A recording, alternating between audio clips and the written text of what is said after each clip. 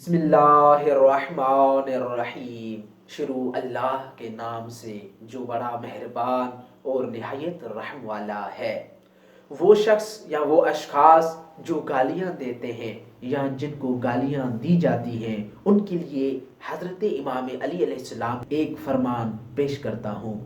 ان جابر بن عبداللہ انصاری علیہ الرحمہ، حضرت جابر بن عبداللہ انصاری سے روایت ہے کہ قال امیر المومنین علی ابن ابی طالب علیہ السلام، کہ حضرت امام علی علیہ السلام نے فرمایا، کب جب ایک شخص نے جناب قمبر رحمت اللہ علیہ کو گالیاں دی اور جناب قمبر نے ارادہ کیا کہ اس کو اس کی گالیوں کا کوئی جواب دیا جائے، تو اسی وقت حضرت امام علی علیہ السلام نے فرمایا، یا قمبر دع شاتمک، اے قمبر جس نے تجھے گالیاں دی ہیں اس کو دفع کرو، اور وہ ذات جو کہ رحمان ہے اسے خوش کرو، اور شیطان کو ناراحت کرو، اور اپنے دشمن کو سزا دو۔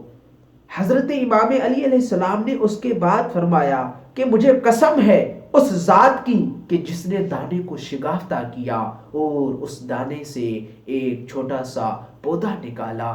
کہ حلم اور صبر سے زیادہ کوئی چیز اللہ تعالیٰ کو راضی نہیں کر سکتی، اور خاموشی سے زیادہ کوئی چیز شیطان مردود کو ناراحت نہیں کر سکتی، اور سکوت سے زیادہ کوئی چیز احمق کو سزا نہیں دے سکتی۔ بس جب بھی کوئی شخص آپ کو گالیاں دے تو آپ اس وقت صبر کریں، کیونکہ یہی چیز ہے کہ جس سے اللہ آپ سے راضی اور خوشنود ہوتا ہے۔ اور آپ بھی کبھی کسی شخص کو گالیاں نہ دیں، کیونکہ یہ گالیاں دینا شیطان کو راحت اور خوش کر دیتا ہے اور اللہ تعالیٰ کو ناراض کر دیتا ہے۔ والسلام علیکم ورحمۃ اللہ وبرکاتہ۔